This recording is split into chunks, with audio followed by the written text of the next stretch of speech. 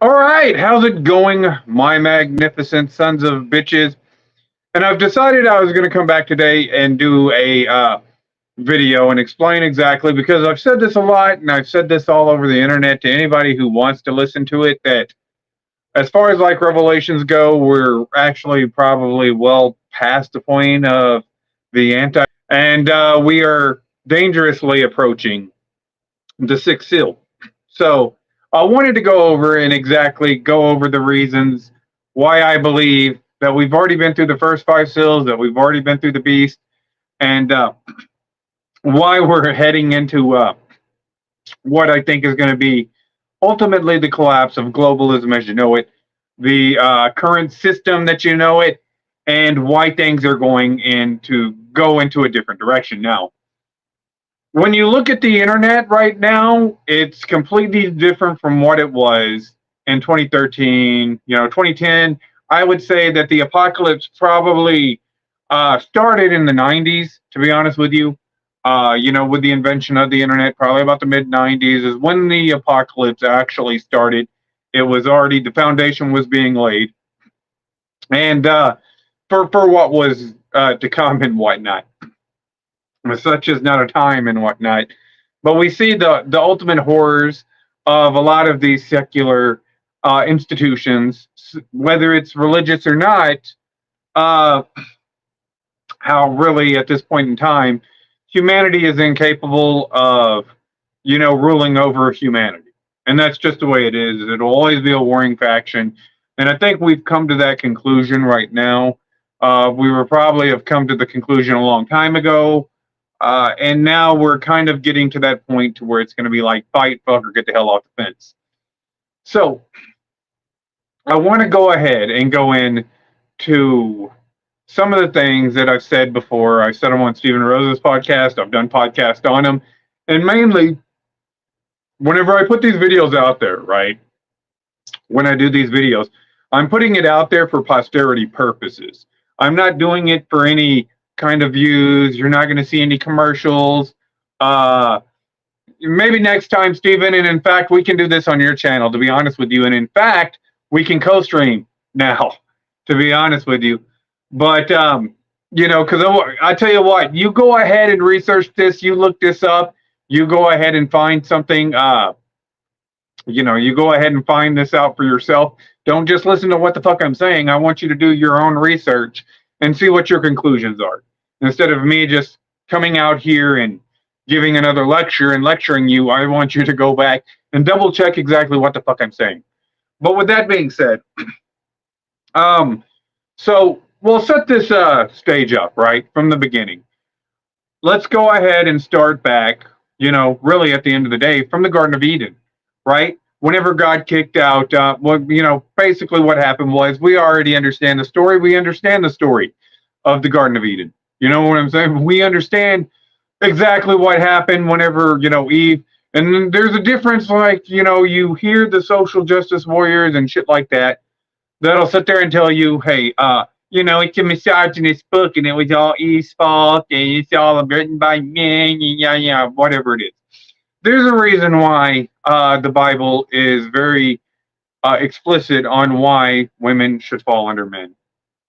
And part of that reason was whenever Lucifer decided that he was going to go ahead and deceive humanity, the first person that he went to was Eve. Whenever Eve ate the apple, she ate it because she wanted to be like God. Lucifer told her, you're going to be like God if you eat of this fruit. And, ultimately the fruit looked appealing. And part of it was Adam's fault. Adam had told her not to touch it. Ye surely die. Which just goes to show you that whenever man adds to God's word, it never works out good. It doesn't matter how that happens. But God added to God. God added to God's word, which ultimately, whenever Eve touched the damn apple and she didn't die from it, well, she said, "Oh, it looks good enough to eat." So she ate it, gave some to her husband.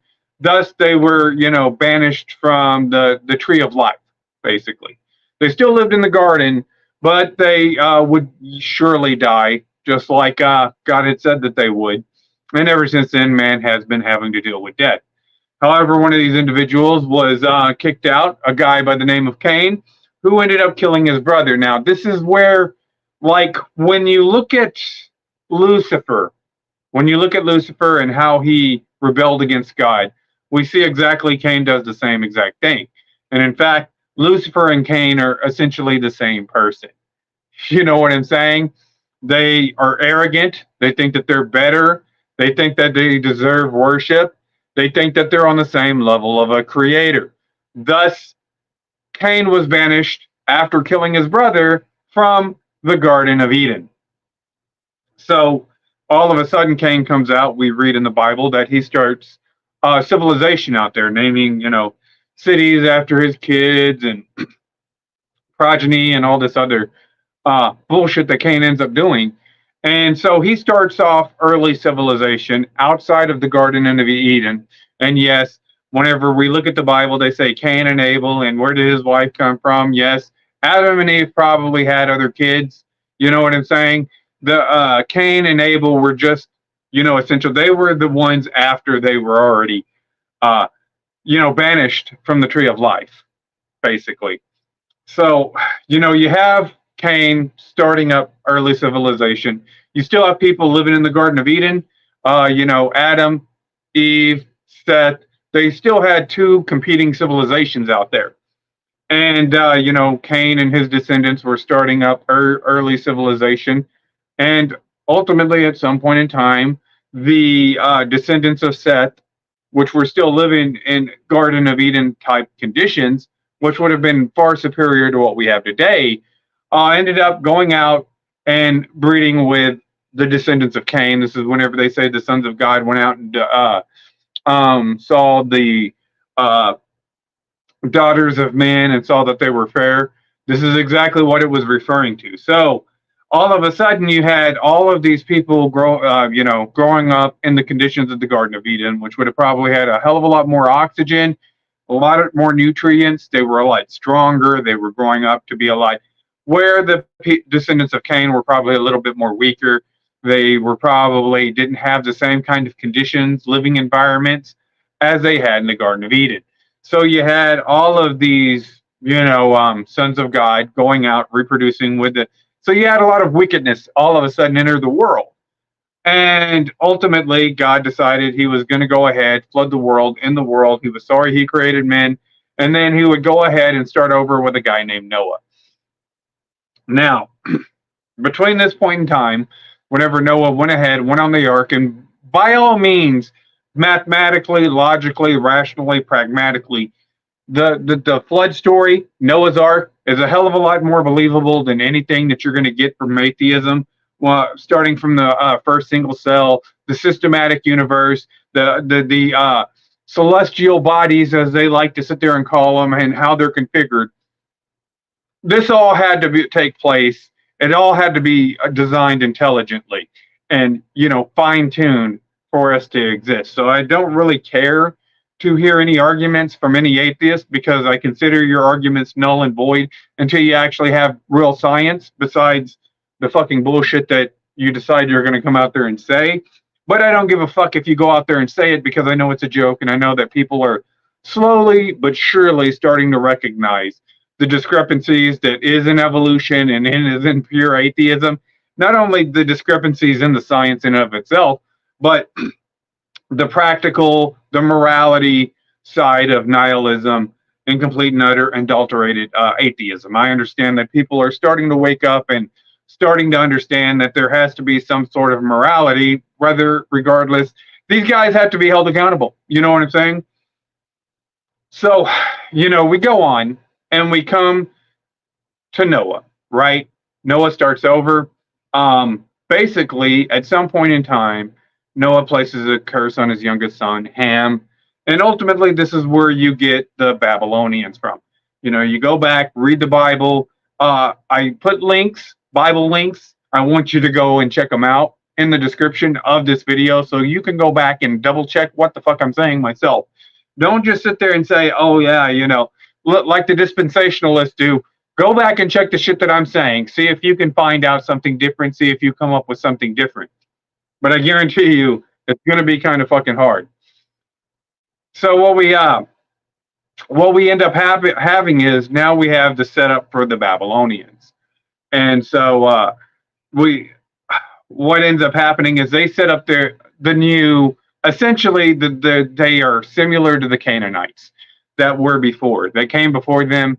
They basically set up their own infrastructure separate from God, creating a new mystery religion. You know what I'm saying? To compete with God, to go ahead and get uh, worldly authority. You know, God's authority. God deserves worship. Man doesn't deserve worship. However, man will always sit there and seek to rule over man. And whenever man seeks to rule over man, you can expect nothing but tyranny from man. So, with this being said, uh, you had the Babylonian system set up. You have the mystery religion set up. Nimrod and his wife set up this where you get astrology. This is where you get tarot card readings. This is where you get numerology and various other pagan practices. You know what I'm saying? And in fact, those 3,000 gods that the atheists will tell you about all derived from Babylon. All and it came from the three sources. Ham was the first sun god. Then you had Nimrod, which was king and God on earth. And then you had his wife, Semiramis, who ended up being the high priest or priestess, if you want to go ahead and call it, and in charge of the mystery religions. So this laid the groundwork for paganism, Babylonian paganism. This also laid the groundwork for a lot of your secret societies today, like the Freemasons, the Illuminati, the Scottish Rite. All of them are all to a degree just portions, parts, and partials to this Babylonian system, right? This is where they all are derived from. And this is where those 3,000 gods are derived from. Because essentially what ends up happening is whenever the language was confused, just like it says in the Bible, see, atheism never gives you any kind of reason for why we speak different languages and have different cultures and ethnicities. However, the Bible does give you this answer. And so, yeah, these pagan gods became thousands after the language and barriers changed. And, this was also, after the fact that it had already broke down into several whenever they were ruling, because each god was a derivative point of their, personas and whatnot. So, it developed into many gods, essentially, and ultimately formed the roots of what we consider paganism right now. Essentially, as we read in the Bible, we go on and we read the book of Daniel, and we understand this to be true. What ended up happening is, you hear the story about the writing on the wall. Nimrod's son that ended up taking, or not Nimrod's son, Nebuchadnezzar's son, because Nebuchadnezzar was probably the best Babylonian ruler there ever was. So essentially what ended up happening is Nebuchadnezzar's son ends up falling to the Persians and whatnot, and the Medes. And so, whenever by this point in time, after the death of Nimrod and Semiramis, the king of Babylon became God on earth and the high priest of the mystery religions. Well, by the time Belshazzar came up, well, he was not only God of all of earth, and I'm not talking, this was exactly what most of civilized society worshipped the Babylonian ruler as a god, and the high priest of the mystery religions, and, was the king of Babylon. So, essentially what ended up happening is whenever the Babylonians fell to the Persians, it wasn't only the Babylonian king that fell, it was also the high priest of the mystery religions. So the priesthood of the mystery religions ended up, was Nimrod before Nebuchadnezzar? Yeah, he was the first ruler of Babylon. He was the first one, descended from Cush and from Ham. He's the one that deified Ham as the sun god. So whenever you look at sun worship, it's really Ham worship, the youngest son of Noah. But with that being said, the priesthood of Babylon ended up relocating. Whenever they fell to the Persians, they relocated their universities, colleges, institutions, essentially protecting the mystery religions to Pergamos. Now, you hear it in the Bible. The throne of Satan, the seat of Satan is where Pergamon is. And that's exactly right. Ultimately, they named the king of Pergamon the high priest of the mystery religions. So, for ever since the Persians took over and the Greeks took over, which a lot of the Greek philosophers studied in Pergamon, the mystery religions and some of the, this is where you get like Cleinistices, which is the father of democracy, as you know it's now. Plato got a lot of their fucking ideas from the fucking Pergamon, from these institutions and whatnot. Very interesting. If I'm not mistaken, the generation before was Ham, Shem, and Esau. No, it was Ham, Shem, and Japheth. Esau was the brother of Jacob. So, he was way after Ham, Shem, and Japheth. But with that being said, those mystery religions were gone to Pergamon.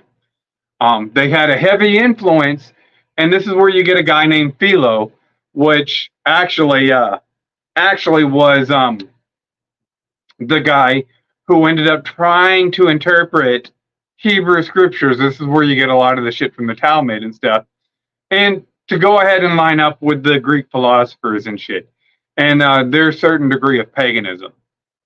However, for years, this is where the seat of Satan was in Pergamon. Whenever Attilus III ended up passing away, he actually donated his heritage of being, he was the last king of Pergamon. He actually donated that seat of being high priest of the mystery religions to the people of Rome. And it would be a guy by the name of Julius Caesar that would go ahead and inherit that seat.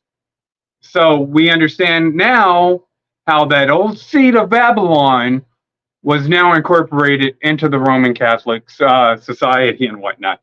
And basically what Caesar did was he ended up using this to go ahead and make himself God among all peoples and nations and tongues at that point in time.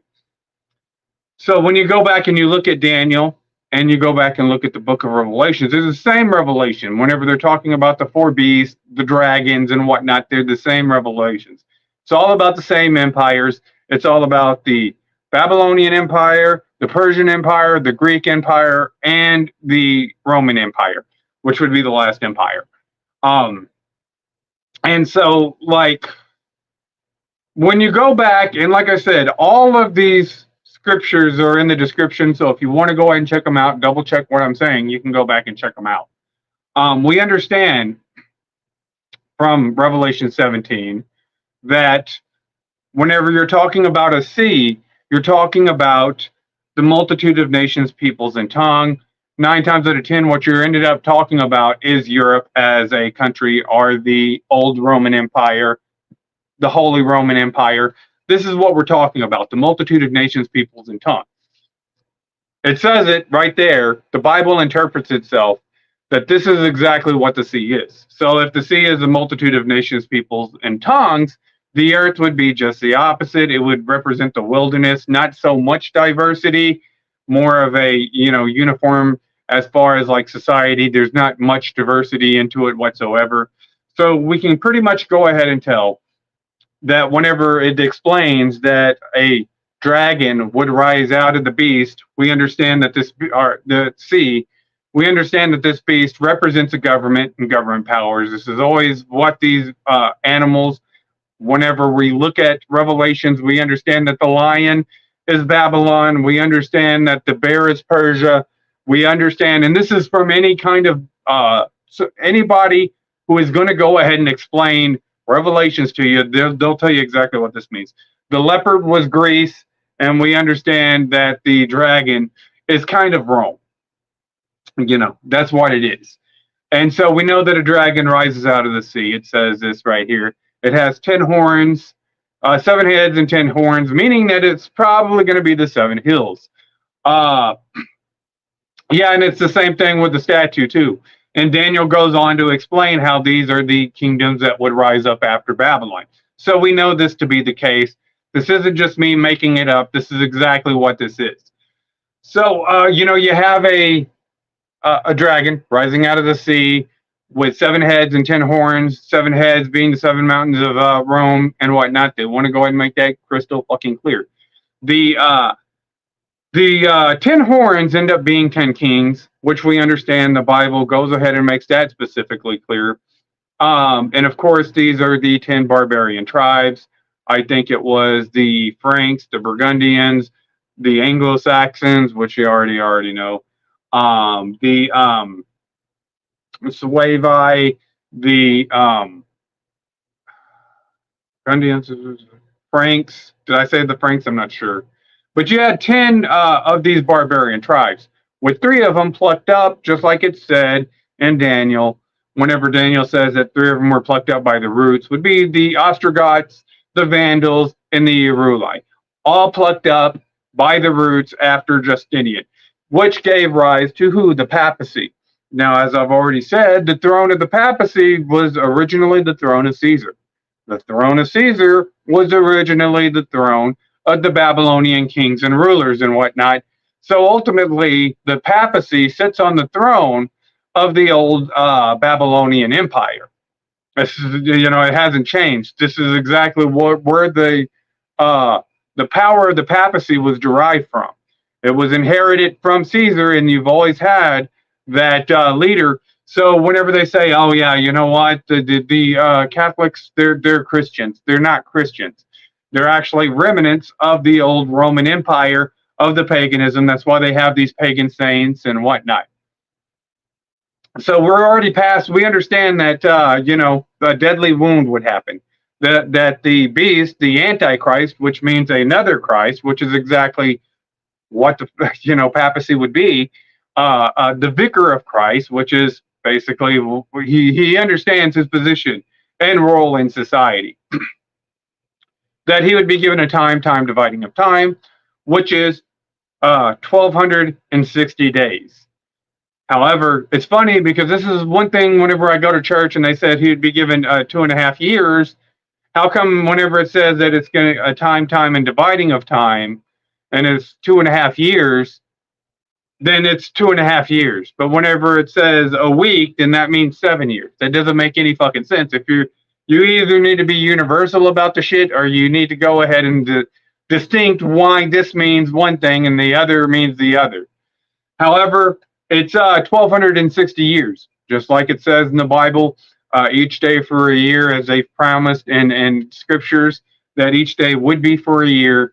You start that rule from the papacy in 538 AD, which was concluded whenever the Pope was arrested by Napoleon in 1798. Go ahead and do the fucking math. And like I said, you go back and you look at the beast and stuff, the number of his name, right? Vicarius Filii Dei. It's all in Roman numerals. It equals 666. This is exactly what they were sitting there talking about in those prophetic words that were in the Bible. So we can kind of understand that the papacy was the Antichrist mentioned in Revelations. He had a time dividing of time, 1,260 years. It's not going to be Obama. It's not going to be Donald Trump. It's not going to be Joe Biden. It's not going to be Ronald Reagan. That's not the Antichrist. That would probably be the second fucking beast, but it's not the Antichrist. You know what I'm saying?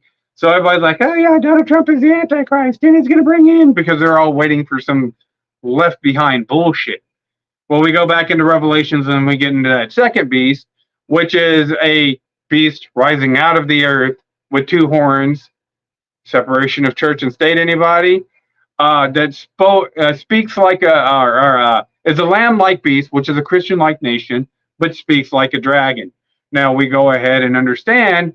If you go back and look at the history of the United States, you'll find that there was no institution that heavily influenced us, and made sure that we were going to be that we were going to win our revolution, because the United States couldn't do it by ourselves. We were just colonies. Essentially, it would be like BLM overthrowing the United States government or the LGBTQ or something like that. It just wouldn't get done. Plus, there wasn't a lot of organization. These people couldn't, could not put up any kind of real offensive. However, we had to have a lot of help from the French and the Spanish countries that ended up aiding a lot in our revolution. More so than a lot of these MAGA motherfuckers want to go ahead and admit. But if it wasn't for those Catholic countries, the United States, because the Catholic countries already understood that the Catholic faith, that their rule, that the Holy Roman Empire was already all on the way down. Not far long after, you had the revolution here, which was widely regarded and, praised by the French people. Not long after that, you had the French Revolution. And this is where you eventually ended up getting the fall of the aristocracy, the fall of the papacy, and that deadly wound that was mentioned by the first beast of Revelations. However, all of that would be, they had to set up this country so they could go ahead and institute certain religions, protections here and whatnot. And, ultimately, if you go back and look at the works of Plato and Socrates and these various other people, they all talk about Atlantis. They all understood that there was another country over here, and that eventually the power would move from east to west. They already knew this. So now we go ahead and set up our institutions here, particularly a lot of the paganism, a lot of the mystery arts. Like I said, you go ahead and take in consideration the people who pushed a lot of your fucking atheism and your pseudoscience was actually pushed by the British Royal Society and whatnot. A lot of these pagan, you have all these little fucking, it's that spider web. You shoot the shit on the back of your dollar bill. It's a very fucking encryptic fucking secret society type of fucking currency. But you see it, how all these secret societies are all interconnected, all going after the same purposes, and mainly controlled by the Ammonites. And whenever I say Ammonites, what I'm talking about is the people that you refer to as God's chosen people, the Jewish community. Now, I've nothing against the Israelis. I don't really give a shit about the Jews one way or the other, but they're not Hebrews. They're fucking Ammonites. There's a big difference. They're not the chosen people of God. Even if they were the chosen people of God, like everybody's claiming, it only takes one descendant, and we'd have to go back 4,000 years to Abraham. Where if you were to go ahead and follow your lineage all the way back 4,000 years, it would be impossible for you not to be related to Abraham. So this is exactly why the Jews ended up, rebelling against Jesus and whatnot, being how he was the Messiah. Jesus understood that it was 2,000 years after Abraham, and that the Hebrews ended up mixing in with the Egyptians, the Babylonians, the Canaanites. They were spread around, and they were mixed in with all different races, ethnicities, cultures, and whatnot. So there are no God-specific chosen people anymore. It's spiritual Israel. It's no longer a group that's in the middle of the fucking desert like it was whenever Moses pulled the fucking Israelis into the desert and whatnot after leaving Egypt. And so anybody wants to sit there and tell you that these people are the Jews or those people are the Jews, the Hebrews, the tribe of Judah, whatever the fuck, they want to go ahead and claim that they're a part of the chosen people and a part of the Zadok, and you should listen to them. You probably shouldn't. You know what I'm saying? It's probably not a good idea. And we can sit there and tell by that Star of fucking Rim-Fan that they have that they're not God's people. God makes sure to go ahead and track them. You go back and look at Genesis 19, whenever, with the fall of Sodom and Lot having kids with his daughters, it tracks the Ammonites. You go back into Kings, listen to Rehoboam and his mom, Namor, being called an Ammonite. God wants to make sure that you understand exactly who these fucking people are, not just saying, oh, yeah, I have a conspiracy that they're not the real Jews. I'm not doing that. I'm just calling them what God calls them. And then you go back into Acts 7, verse 43 through 60. You see how they do Stephen, how they go ahead and stone Stephen to death. And we can understand, Stephen calls them out exactly what they are. They're Ammonites. They worship their god Moloch. And God still is trying to save these people. Now, I'm not sitting there saying that the Jewish people can't be saved. but we know that they're not fucking Christians and how they hate Christians, which leads me to believe exactly what I think that because whenever I'm making these predictions, understand that a lot of this stuff is in the Bible. God says this is going to happen, so I firmly believe this is going to happen. But whenever I do the predictions for this channel, I'm looking exactly what the fucking pagans are doing, the celestial alignments and the shit that they're, looking at. And I'm going off of what I think that they're doing. I'm in no way, shape, or form a prophet. I'm just sitting there looking at the metrics, looking at the algorithms, looking at the shit that they're trying to push in their own little secret society bubbles, and why I think that this is eventually what this is going to lead to. So right now, you have these elitist motherfuckers, these secret society motherfuckers. They go off of these eclipses and stuff, like the eclipse that we just had right here in Texas and whatnot. Now, whenever I sit there and I say this, we understand that God does use the heavens to go ahead and give signs. So whenever you look at the eclipse in Texas right now, that just completed the Aleph, which is the Hebrew letter for the beginning, the Alpha, which what it says in the book of it says it's one of the things that I'm the Alpha and the Omega is what it says in Revelations. So we just had the Alpha completed with the cycle of the moon here in Texas over the span of 2017, 2023, and then here in 2024 it completed the Aleph, which is like that right there. It's what the Aleph is. So now in 2027 and 2034 you're going to get the Tav, which is the last letter of the Hebrew alphabet, happen over Egypt. So I could tell you right now that the fucking secret society Luciferians and shit that are running the world right now, they're probably panicking and they're probably setting up their little things. So we see this going on right now. Okay. So I want to go through the four horsemen real quick. And I've done this before. Like I said, I've done this on Steven channels, but we've already been through the four horsemen. A lot of people are like, oh, no, this is going to happen in the future. And it hasn't happened yet. Okay. The first horseman was the white horseman. He was given, the ability to conquer in peace and was given a sword and a crown to go and conquer in peace. This is the Holy Roman Empire, specifically like the Jesuits, the Knights Templar, the, Justinian, a lot of rulers and stuff, and that's what they would go out and conquer in the name of peace. That's exactly what they were. A lot of people believe that the White Horseman was the Antichrist, and they're absolutely 110% right. What's the color of the Catholic Church? It's white. White is the color. White linen is generally what they usually wear, and how they promote themselves as being actually Christian. So the White Horseman was already the Holy Roman Empire, the Catholic Church. And then you end up getting the Red Horseman is the next one to come. And it's was given the power to go ahead. It was given this great sword to go ahead and take peace away from the earth. This is communism. The color of communism is red. And communism, at least from Trotsky's perspective, relied on constant revolution. And it's the build up the structure of the military-industrial complex. They constantly had to have revolution, constantly had to have conflict, and constantly had to have war so they could go ahead and justify keeping a strong military to go ahead and keep an iron grip on their people.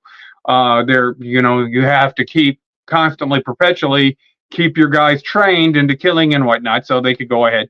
And like ever since communism came on board, in the early in the early 1900s, it has ultimately been nothing but perpetual fucking war in the world and whatnot.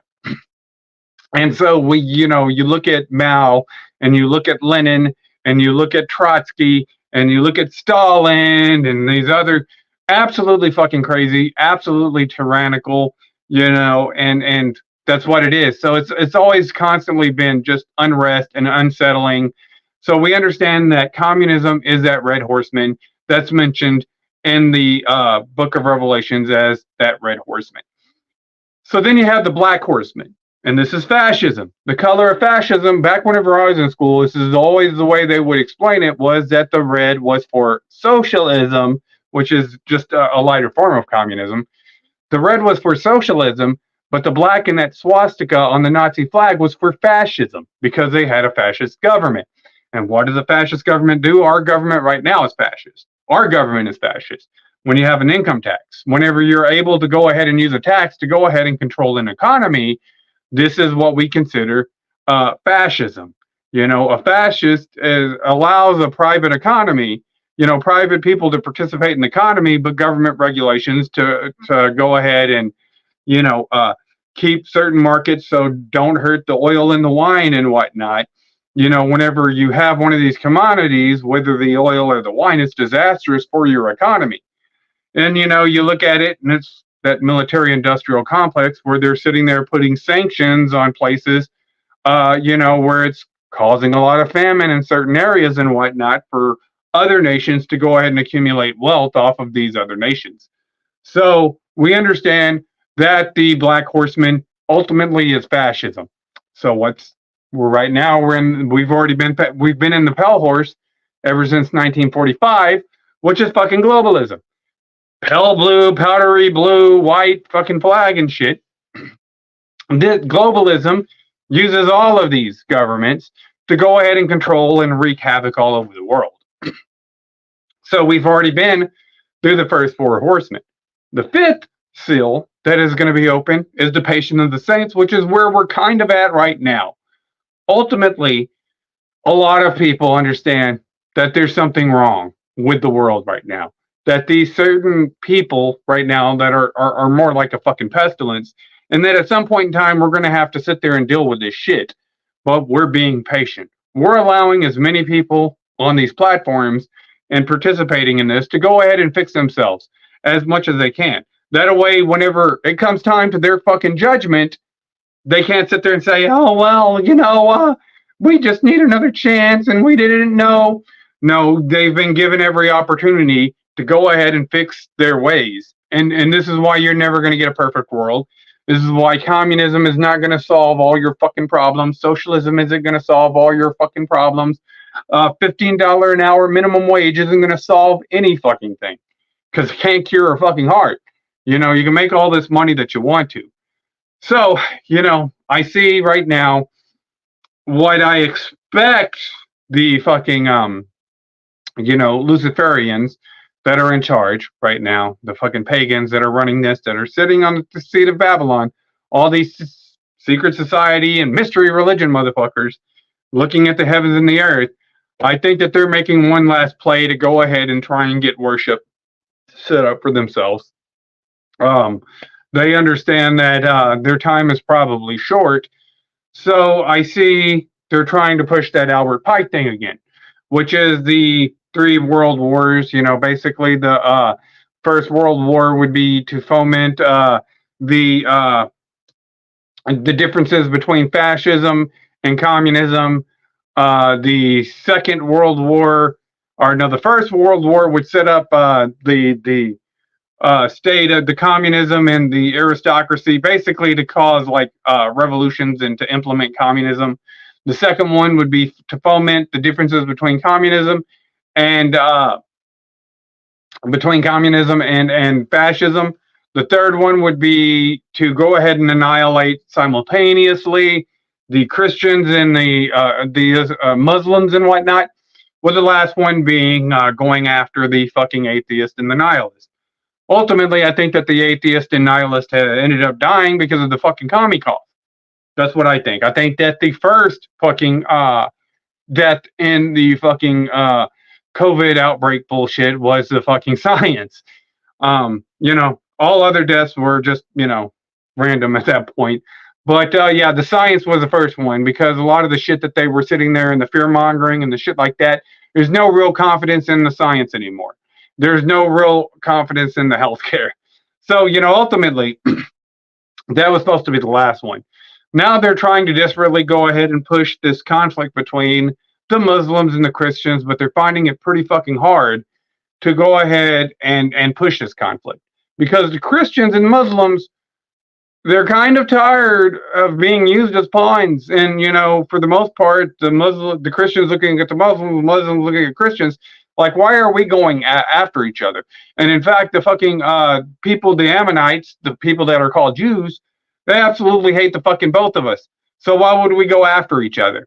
This is one of the issues of why they can't get America to go against Russia neither. And you go back and you look at a lot of these people that are, you know, I stand with Israel, and the other ones are free Palestine. They're both using the fucking commie fist. They're two sides of the same fucking coin. So why would I support either side? It makes no fucking difference. The best way is to, just like it said in that movie, War Games. The only way to win is not to play. Serendipity called me. My plans are to take a journey to the unknown, to go on mind ventures, explore the universe. So, yeah, you know, that's what it is. So it looks like they're going to probably try to use the Zionists to go ahead and implement some sort of, and like I said, whenever you look at the mark of Remphan, whenever you look at the mark of Moloch, we already have it on our dollar bill. So, you know, whenever people say, in God we trust, which God are we talking about? Are we talking about the God of the Bible? Or are we talking about fucking Moloch or Remphan and whatnot? So I suspect that, wouldn't that be the Crusades? What I expect is that I think that the Catholics are, you know, whenever we look at how much control that the Catholics have taken over in this country, Joe Biden's a Catholic, Kamala Harris is a Catholic, Ron DeSantis is a Catholic. You have Justin Trudeau and Donald Trump are Jesuits. 6 of the 9 Supreme Court justices are Catholic. Nancy Pelosi is a Catholic. Like, we've got a lot of fucking Catholics right now in charge of our country. They're pretty much running, to a degree, our current country and whatnot. So I expect them to go ahead and push these Zionists and these Jews to go ahead and have more influence in the world. This means that, like I said, when you look at the Jews, whenever you look at their relationships to Christians and whatnot, they absolutely hate fucking Christians. They absolutely hate fucking Christ. So, you know, it's going to be interesting. I think that they're going to try and set up their own form, the Luciferian version of you know, the revelations and whatnot. But we're nearing the end of it. Like I said, we're going into the 6th seal. So what ends up happening at the 6th seal? All right, you have this big earthquake, and then you have a big tidal wave that are. What did we already say that the Earth was? The Earth represents the New World, the Americas. And what did we say that the sea was already? It represented Europe and the old Roman Empire. So essentially, what I do think is that, you know, right now they've done so much to go ahead and collapse our economy, to go ahead and bring us under a new world order, and they already implemented these systems to go ahead and collapse so they can go ahead and accumulate as much power and control to one guy on this earth and whatnot, essentially to go ahead and control. But I don't think that they understand how these scriptures worked out and the whole prophetic, you know, behind it, and how it's really going to play out. I think that they're expecting this to go ahead and play out to where one man is going to bring peace and going to be worshipped, and they're going to have a Luciferian world order and whatnot. That's kind of what I feel like they believe is going to happen.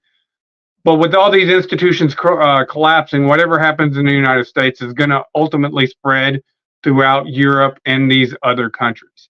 So whenever it says an earthquake is going to happen, I think that eventually, whenever these economies collapse, whenever people are tired of the bullshit, whenever people understand that both sides are wrong, you're going to start to get, you know, some lynch mob justice maybe.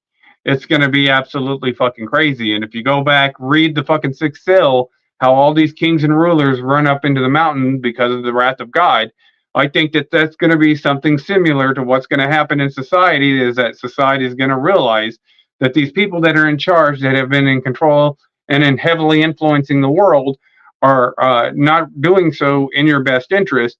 And they're going to sit there and they're going to revolt, and they're going to end up calling for the blood of these motherfuckers. That's what I think is happening. That's what I think is going to happen after these people. I think that it's going to be fucking pandemonium, and whatever happens in the United States will carry over to your fucking old world empire, your old Holy Roman empires, your Europe empires are going to end up collapsing as well. So it's going to be, you're going to have a reset. You wanted a reset. You say that, yeah, you know, you were trying to put in a global economical reset and shit. You're going to get a reset, all right. And I think that this is exactly what's going to happen.